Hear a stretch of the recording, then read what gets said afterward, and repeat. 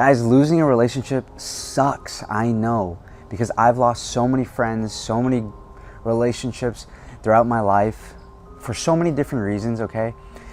But the trick isn't to win them back. And this, if you're on this video, keep in mind, this is not about how to win them back. If you want to go win them back, go to some other alpha male channel who will teach you how to win them back. This isn't it. This is a video about how to let them go and why letting them go might be the best thing for you, even though it might not seem like it right now. But it just might be, so stick around, okay? And I'm gonna tell you why and how you're gonna grow from it, how you're gonna be a better person from it. Okay, so the first reason why your relationship might be falling apart is there's unresolved issues, guys. There's some unresolved tension. There's a conflict that was never resolved, and it's led up to this point. You might be in a position right now where you don't know where it's coming from, but there's always some sort of tension between you and your partner, or you and your mom, and you and your boss. Okay? And all the things, all the conflicts that arise turn into something so granular, and issues about the past start to come up, and it's at this point it's not even about what just happened. It's this whole chaotic, elevated issue at hand. And then resentment starts to build, and if it goes on for a long time, a lack of trust will begin to build.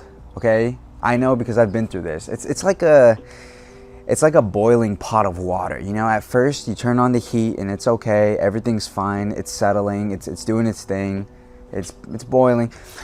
But then time passes by. As more time passes by, the more boiling hot it begins, the more tense it begins to form. More tension begins to form, and at some point it's just gonna start to overflow, and it's gonna become so hot to the point where you can't even touch it. You know what I mean? Like, that relationship is untouchable. It's not ready anymore because it's way too freaking hot. Do you see what I'm trying to say here? So number one is unresolved issues. Number two, reason why your relationship might be falling apart. And guys, this can be a relationship with absolutely anyone. Your dog, your teacher, your boss, your friend, your mom, your relationship, okay, your daughter, your son. So keep that in mind. This applies to all of us here. All right. Number two is there are distractions in your life. Okay. You got to ask yourself, what is taking time away from my relationship right now? Okay. Is it social media? Is it negative news? Is it celebrities? Is it their work, their 9-to-5 job, and coming home extremely tired? There's a lot of different distractions out there, and I'm not telling you all of them are bad, but take this for example. I have a friend who valued porn over his relationship with his girlfriend, and as a result, they lost touch with each other.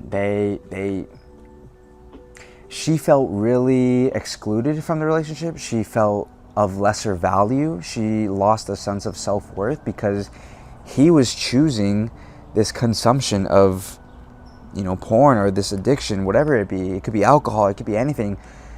There's so many distractions out there that take us away from what's really important, and that's our relationships with each other. And the thing is, we're so subconscious, we're so unconscious of these things, and we don't even realize them until we get to a breaking point. And I'm asking you right now not to let it get there. Reevaluate what's actually, filling your time, what's healthy, what's not. Put two separate columns, categorize them, healthy, not healthy. I can tell you right now, social media, porn, news, drinking, partying, women, all of these are negative distractions. Start to invest that time in the people, in the activities that you care about most.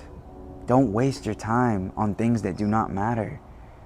Okay, so number three, and this leads to number three, is a lack of intimacy. Because my friend who valued porn over his relationship, over his intimacy with his significant other, that distraction led to a lack of intimacy. And guys, you gotta ask yourself, do you feel heard? Do you feel desired to your fullest capability, emotionally, physically, by your partner, or by your friend, or whoever it is? you know. One of the best things I've heard after graduating college, keep in mind, when I was in college, I had hundreds of friends, humbly. Okay, I was involved in absolutely everything. I made so many friends. And when I got out of college, I left with like 4, maybe 5 friends. And things started to change. I didn't know what to do. And one of the best things I heard after college was, Sebastian, what you might not realize now is you need to start watering your friends. They're kind of like plants, all right? You can have plants all over your house, but guess what? If you do not water them, they will die. Treat your friends like plants. You don't need to tend to them every day. Don't feel forced to tend to them every day, because then you'll drown them. But once a week, once a month, you know, begin to give them some care, show some affection, show some love. Let them know that you're there, and they'll grow with you. They'll be there for you. It'll be an amazing, a beautiful relationship that you form with that friend, with that plant. See what I'm trying to say? Number 4 is honestly one of the most overlooked, and I'm so shocked and surprised, but it is ignoring your intuition, folks. Ask yourself, what has your gut been telling you? Has your gut been telling you something that you've been avoiding this entire time? Okay, and I'm guilty of this. I will run away from what my heart and what my gut, what my intuition is telling me, because I feel safe. I feel safe in this relationship. I feel safe in this friendship that I've had for years, even though it's no longer serving me. But I'm familiar with it, so I stay in it. So I people please. So I give up, and I sacrifice a part of myself just to tend to this relationship that's actually no longer serving me and is actually hurting me more than, you know, fueling me in my life. You know, I had a friend who was friends with me for my entire college career, 4 or 5 years, okay? And eventually we got to a point after college where it started to become a little toxic, but I was so used to having her around me every day that it just didn't make sense to leave her as a friend and leave what we've built.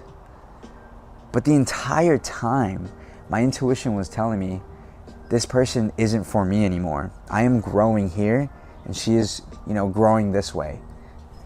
And no shame to her, no resentment, no hate towards that. But I didn't listen to my gut. And as a result, a year went on of just pretending that we need to be friends. And it got to a point where it was so boiling hot, so boiling tense, that we ended terribly. So much resentment was built, and we left on really bad terms. And we're not even on speaking terms anymore, unfortunately. And it sucks to leave any long-term relationship like that. You don't want to do that. So do yourself the favor and listen to your intuition now, sooner than later. Don't wait.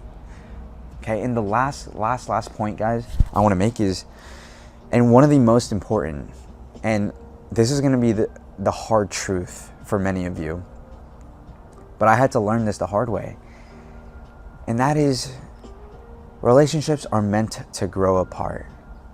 People aren't meant to be in your life forever. There's always an entrance and an exit point. Okay? Ask yourself if you're holding on to something that just might not be there anymore. You know, could it be true that this relationship served its purpose and it's time to move on? Could that be a possibility? Could it be true that this person just might not serve as someone who's meant to be in your life forever? Maybe they served their time in the 3 or 6 years they were with you, and that is it, and that's the end of it. And that could be totally true, and that's what was true for me and my, you know, past partner.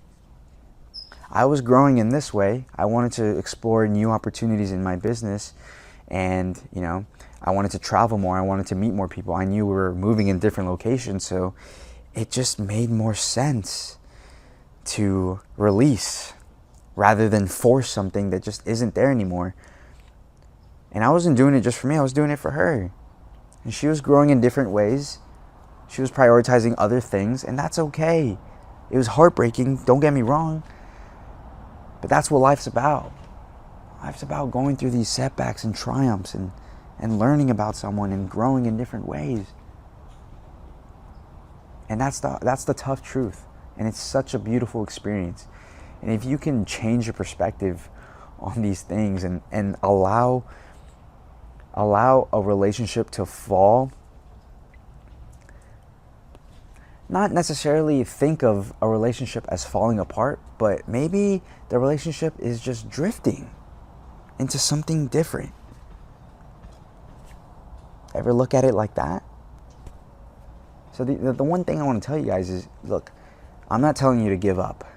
This isn't by any means telling you, hey, abandon what you have going just because it doesn't look right. No, that is not the message here. The message is, control what you can, fix what you can, compromise where you can in your relationship.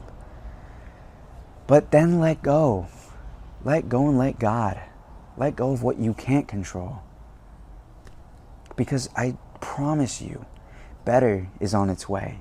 And you just might not realize that in this moment.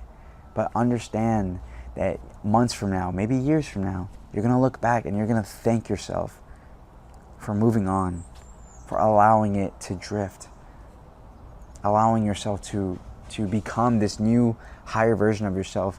But the only way to do that is by letting go, okay? And one of the best sayings I've heard in my life from a very close friend of mine is, you can't ruin what's yours. You can't ruin what's meant to be yours, okay? So just let go and let God. Let the universe, all right? So anyways, guys, go ahead and subscribe, and thank you for watching.